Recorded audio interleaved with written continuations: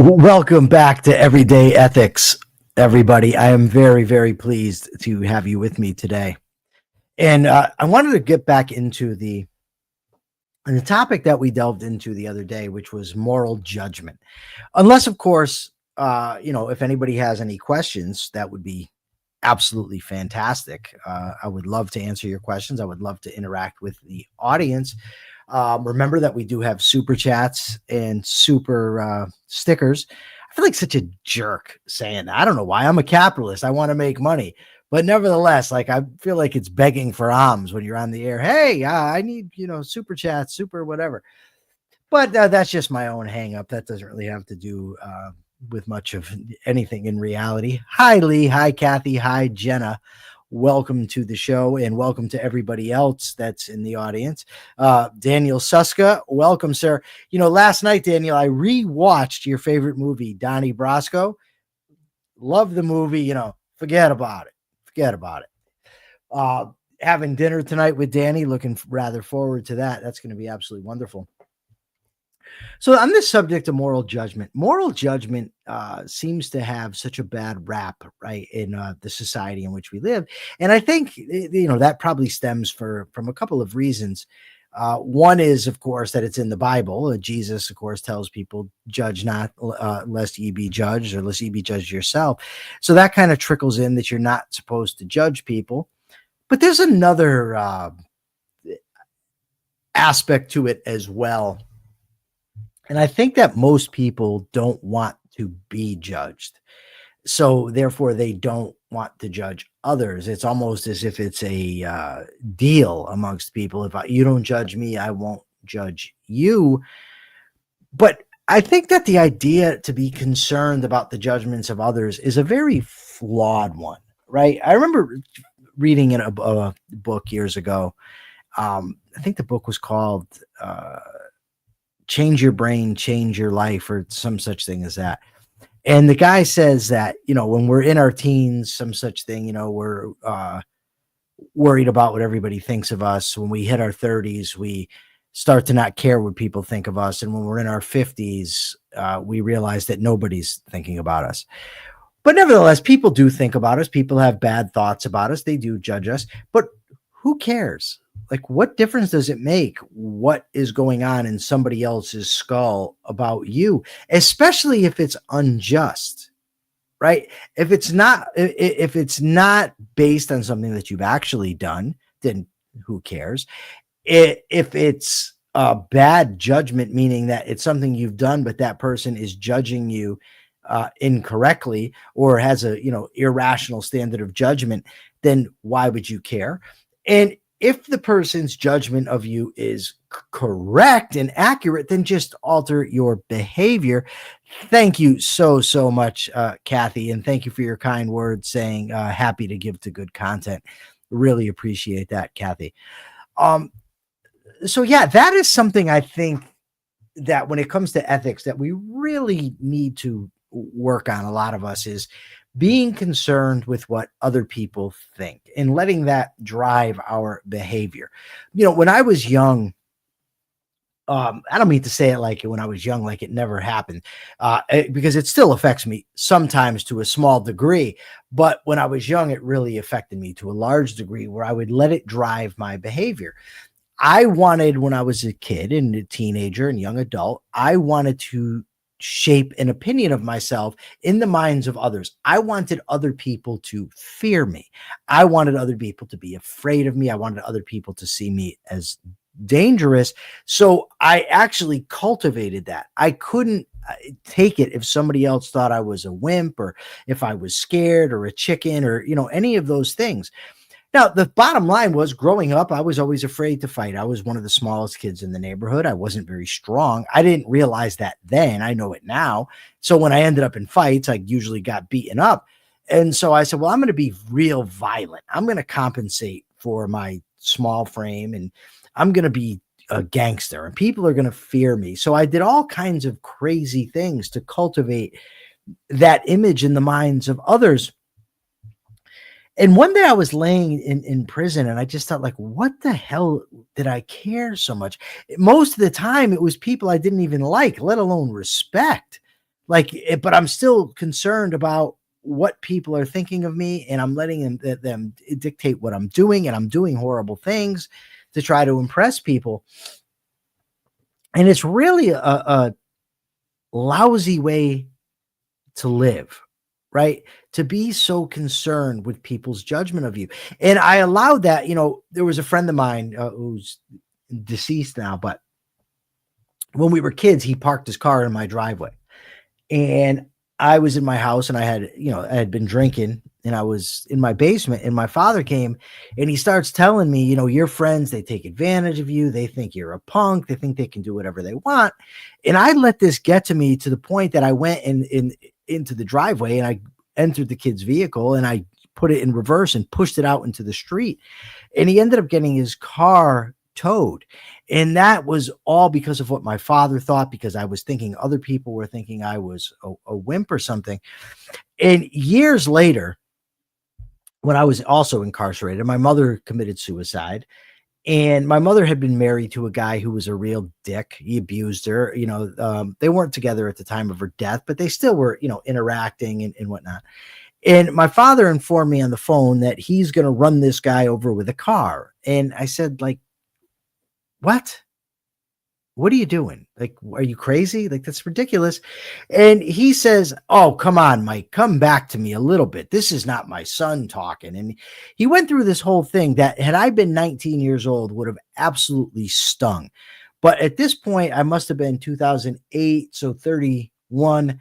And it just seemed so ridiculous to me that this was what he was going to do. And it seemed ridiculous to me that I ever let his opinion of me or anybody else's opinion of me drive my behavior over and above what I thought was right, what was right to do. And I just think that so many people do this. They'll say, don't judge me. Don't judge me. Why not? First of all, I have to. I have to make moral judgments to survive. I can't not do it. But why, what does somebody else care what is going on in my head? Why are you concerned about it?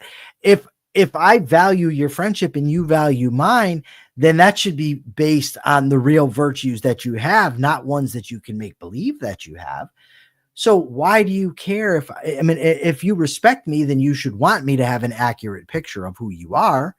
And I want you to have an accurate picture of who I am, because I don't want you to be friends with a fantasy, something that's not actually real. I want you to be friends with me because you like me, because you respect me, because you actually accurately judge me and judge who I am as a person.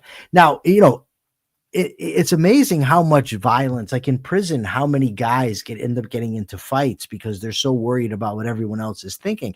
I can't tell you how many times I've had conversations in programs where a guy will say something to the effect of, oh, I can't let that go because of what everybody else is going to think. I can't have people thinking that of me. Folks, it doesn't matter what people think of you. Now, of course, it matters what your boss thinks of you, if he's going to fire you or give you a raise. Of course, it matters what your spouse thinks of you, if they're thinking you're cheating or something like that. But that's because of the practical consequences. That's not what I'm talking about. I'm talking about judgment qua judgment.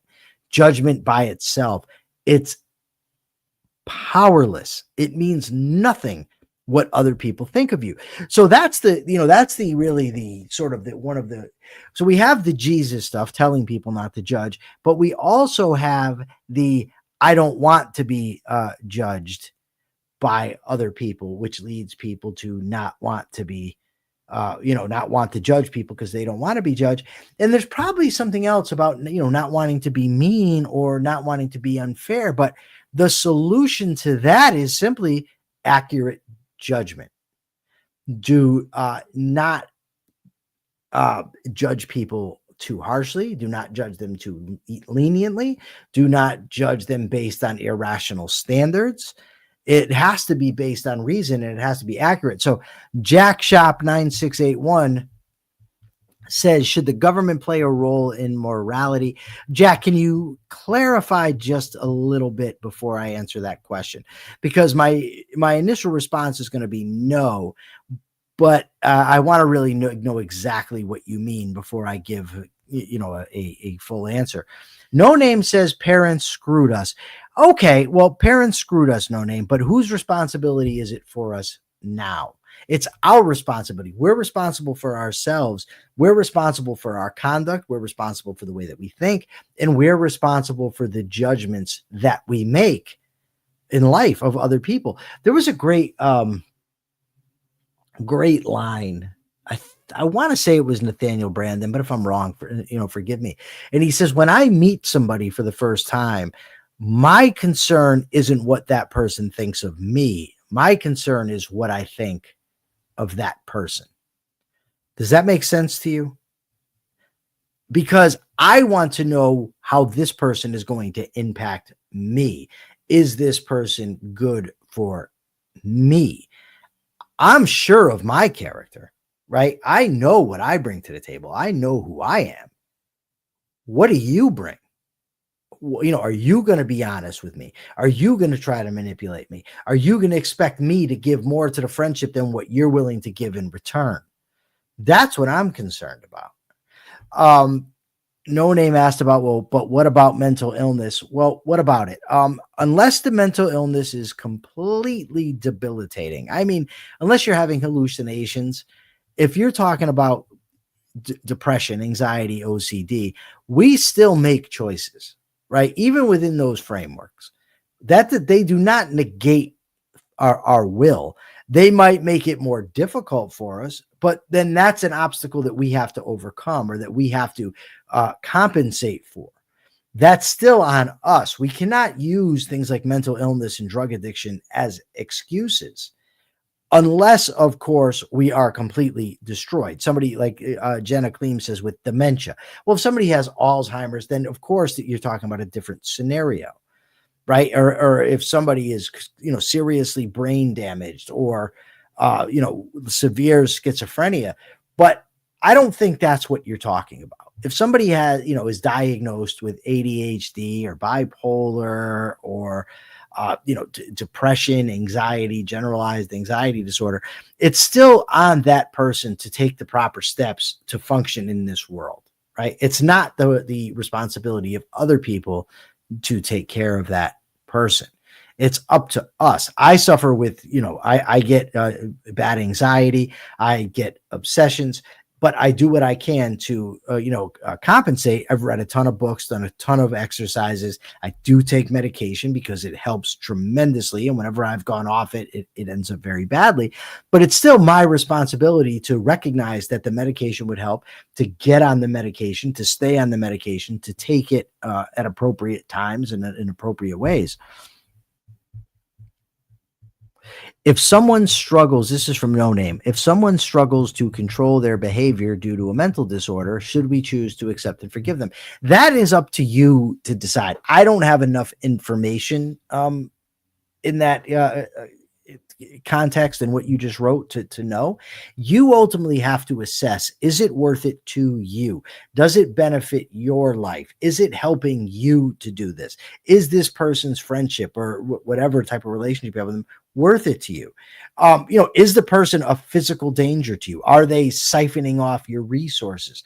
There's so many things, No Name, that I just don't know, but you always have to bring it back. What is the standard? The standard of morality is my life. Is it good for me? In your case, is it good for No Name? Is it going to promote your long-term own, self-interest? Is it going to contribute to your happiness, to your flourishing, to give this person the benefit of the doubt, or to help them to change or whatever? If it's not in your interest to do so, then you just should not do it. I mean, it's that simple. Any other questions from the audience? I love when the audience asks questions. It really helps to keep the flow of the show going. It helps us to have a good conversation. It helps us to grow. Who prays for Satan says, is the person actually struggling to control their behavior, or are they just using their issues as an excuse? Well, that's a big one too. And it sometimes might be difficult to know if the person's really putting in effort. And, those are the assessments that we have to make. Life is not an easy thing where everything comes pre-packaged for us. Um, so first, Lee says, can I ask a question? Lee, you can ask whatever you want. I can't guarantee I will answer it. The topic of the show is everyday ethics. So unless it's a question about ethics, then I'm not going to answer it. As much as I love you, Lee, don't get me wrong, but we have a half-hour show here, and I want to keep the flow going on the topic at hand. My advice for dealing with laziness is get over it. I don't hate you, Lee. Don't be ridiculous. Um, you have to get over the laziness. It's just, Mel Robbins, the motivational speaker, has the 5-second rule that when she has to do something, she just she sets the rule. I'm going to count to 5, and on 5, I'm going to do it. And that's it. And that's the thing. You just have to do it. When you don't want to do it, you do it anyway. There's no sort of secret to, if you just don't feel like doing something, you just have to do it. Now, what might help is keeping your long-term goals in mind, keeping what you're trying to accomplish in mind, keeping your own character in mind. When you bring things into focus and you realize, what type of habits am I cultivating? Am I cultivating the type of habit that just allows me to lay around and sleep all day? Am I allowing myself to get overweight? Am I eating unhealthily? Keep your long-term own interest in mind. Bring it back. Bring the proper context back. What am I going to, what am I trying to accomplish in life, and is this conducive to it? Or do I need to get off my ass and actually do some work? Jack Shop says, more broadly, if we judge someone's morality to be off, at what point should a government intervene, or should it be up to themselves, or if it's severe, maybe the family community? The only time the government should be intervening in anything is if that person's immorality involves violating the rights of others through initiating physical aggression, stealing from them, committing fraud against them, that sort of thing. If rights are not being violated, the government ought to stay the hell out of it. It's not their business. The government cannot be the moral police. The government cannot make me honest. It cannot make me a hard worker. It cannot make me productive. It cannot make me independent. It cannot make me think rationally. Those are all up to me. That's up to me to do. It's up to me to be a good person, me to be a good friend, me to be a good boyfriend. And that's the type of thing, that requires effort. It requires not being lazy, physically or intellectually. We need to understand what our values are, and we need to act on them. And if we see somebody else that's behaving immorally, the thing to do is not to go to the government. The thing is to push that person away, not literally, but distance ourselves from that person, keep that person as far away from us, our goals, our values, our lives as we can. Remember, now look, we get a very limited amount of time on this planet, right? I think the average lifespan is 77 years. So that means for me, I'm almost 50. So I've probably got 25, 30 years left. Right? Do I want to spend my time around irrational, immoral people who are not helping me to flourish, who are not helping me to live my best life? Or am I going to associate myself with smart people, good people, people that are going to help me grow, help me thrive, people that want to see me succeed?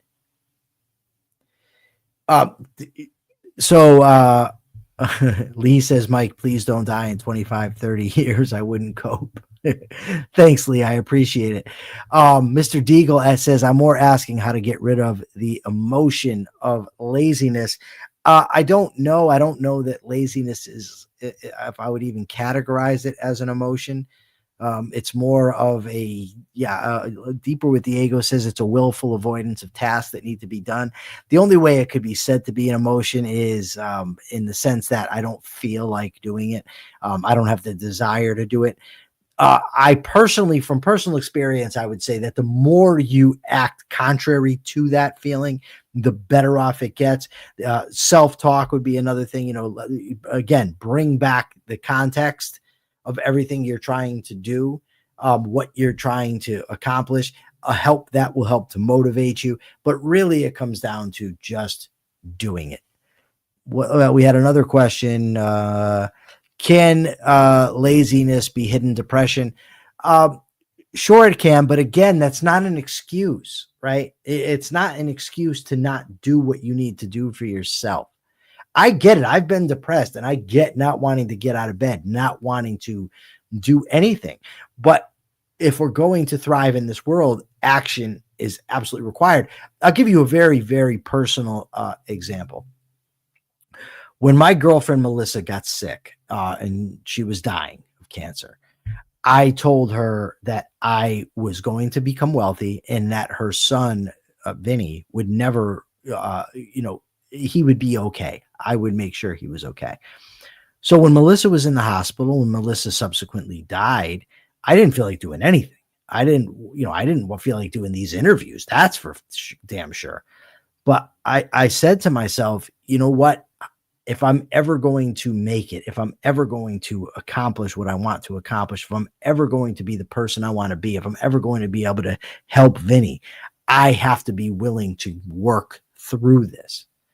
And it got me through. It energized me. It gave me what I needed in order to get through that. That feeling of depression, that feeling of not wanting to do anything, is just reminding myself that life doesn't stop because I've suffered a tragedy. Right? I still have to eat. I still have to shower. I still have to drink fluids. I have to keep myself healthy. Right? I could not use my girlfriend's death as the excuse to fall backwards into old patterns, to becoming a bad human being. We see we have some new comments. He says that Mike gave the best advice earlier. You have to short circuit your brain in little bursts to get tasks done. That count to 5 thing and then just do it is pretty good advice. Thank you, Diego. Lee Frazier gave $1.99. No. 199 in pounds. I don't really know how that corresponds, but she says she hearts me so much. Thank you, Lee. Appreciate it. And she says that's okay until she gets paid Friday. I don't know what SOZ means, Lee. You might want to explain that to me, because I haven't got the slightest clue. But the whole point is that we're self-starters. We have to be self-starters. We can't wait or count on others to motivate us, and we can't wait until we feel that motivation. We have to start ourselves. We have to jumpstart ourselves, get things done, move forward, and just keep going even when we don't feel like it. Mr. Deagle says, I feel like there is a wall in my before I need to work. I don't know. Even though I push through it, it takes a lot of effort every time. I can understand that. It might just be that the job that you're in, I don't know. I mean, I'm not, let me just start with saying, I don't know. There's a wall in his head. Maybe you're doing something that you, is not conducive to your long-term interest. Maybe it's inconsistent with your values. Maybe you just don't like what you're doing and so don't want to do it. In which case, reorient, find your purpose, and move towards that. No Name says, I'm so wise and inspiring. Thank you so very, very much. That's €2 from No Name. Appreciate it heavily. Katrin, thank you for the compliment. But so, Mr. Deagle, yeah, you might just be in a career that's, I don't want to say meant, because that implies that somebody's out there, planning it for you, but that's just not compatible with who you are and your values. So you have to find something that is, maybe it'll be part-time. Maybe you have to stay doing the thing that you're doing now. I don't know, everything about your situation. And even if I did, I, of course, might not have the answer. But the thing to do is to find the purpose. Purpose helps so much. That's why it's one of the fundamental values in objectivism: reason, purpose, self-esteem. Is we have to have something that we're working towards, something that we want very badly, something that drives us, something that every day we say, okay, this is what I'm going after. Like for me, I want a career doing this, what I'm doing right now. So every day, whether I want to or not, I get up in the morning for the Capitalist Corner show I do with Mark Pellegrino every day at 12 p.m. Eastern time, 9 Pacific. I get up, I read the articles that I have to read. I get them to Mark. I share the clips that I need to share, even though sometimes I'm like, I don't feel like doing this. I go on air and I make myself talk. I also do interviews on my show, The Rational Egoist. I also do every weekend, every Saturday with Mark, Self-Made Soul. And I stay informed. I read up on what I need to read in order to do the shows, because this is my long-term interest, my long-term goal. And it motivates me. It keeps me going even when I don't want to. So that might be the answer, Mr. Deagle. I don't know. Um, a book on finding purpose. Tal Safani has a good book on this. Let me look it up real quick, and I'll tell you. Let me see. A book.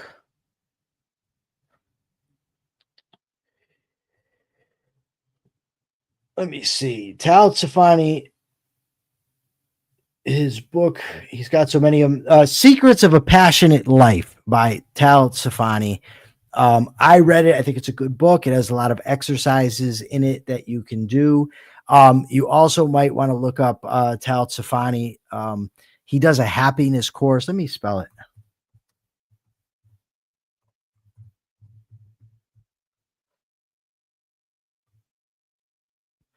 So that's how you spell his name, Tal Safani. He does a happiness course. I have not done it, so I can't vouch for it, but I can vouch for the book. It's a good book. Also, Jean Maroney does a lot of good stuff. You can look her up, Jean Maroney.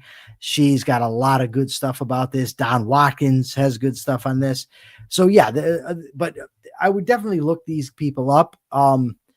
Maybe hit me up on X. I think you're on X or Facebook. And when I have more time to look this stuff up, and I'll do it, I'll tell you some good books on these topics. Ayn Rand does it for me, always has, Virtuous Selfishness. Lee Frazier recommends my book, View from a Cage. I don't know, that's kind of a autobiography, an intellectual autobiography, not really a motivational book, but maybe it is. I guess maybe it does motivate some people. Persephone says she's grateful for me. This is always a great show. Thank you so much, Persephone. You are absolutely wonderful, Persephone. It's Lee Frazier. It's not Lee Frazier. It's Lee Frazier. I'm used to saying Frazier. That's how we pronounce it in America. Maybe that's not how they do it in other countries. Jenna Kleem hates footnotes. I'm not a big fan either, but sometimes you got to have them. I don't know. I don't hate Lee Frazier. You should not think that. You should not say that. You should not put that out there in the world. People may believe you, and I don't want them to. But, it's interesting. You see, this is the thing with ethics, is ethics branches out. It covers all of our behaviors in life. So we started off talking about moral judgment. We end up talking about what others think of us. We end up talking about motivation, how to overcome laziness, what the government should be doing in these regards. These issues really do affect us in a lot of ways. It's absolutely imperative that we learn ethics, that we understand the right standard of ethics, which is our own lives. It's important that we learn what that entails, what is actually good for us, what are the proper values, what are the virtues that we should be practicing. These are very, very, very important topics, and I really appreciate everybody that comes here every day to talk about them. It's wonderful. It's very rewarding for me. I appreciate you all. Just by talking about these subjects helps me to grow. I hope it helps you to grow, because that's ultimately what it's about. It's about growth. It's about becoming what we are capable of becoming, so that we can live good lives, so we can be good people, so that we can thrive, because most of us are capable of thriving. I get it. There's some people out there, maybe they've got severe dementia, like was said, that sort of thing. This is a good question. Why should I help other people? You should help other people when it is in your interest to do so. That is the most concise answer that I can possibly give to you, Jack Shop, is we should help people when it is in our interest to do so. Okay, everybody, it's getting ready to be time to wrap up. Remember, check out my show, The Rational Egoist. Check out Self-Made Soul on Mark Pellegrino's Patreon. Check out The Capitalist Corner every day at 12 p.m. Eastern Time, 9 Pacific. Of course, there's edge cases, Jack Shop. There always are. Maybe that'll be a good topic for tomorrow. Please come back and bring it up. Remember, I'm here every day, 2:30 p.m. Eastern Time, which would be 11:30 Pacific, except for Tuesday the 16th. I am going somewhere in New York. Jack Shop, let me recommend Ayn Rand, Ethics of Emergencies, for what you're talking about there. Super sticker from Katrin Kohler. I believe those are euros, 149. Thank you ever so much. I hope to see everybody tomorrow. Thank you so very, very much.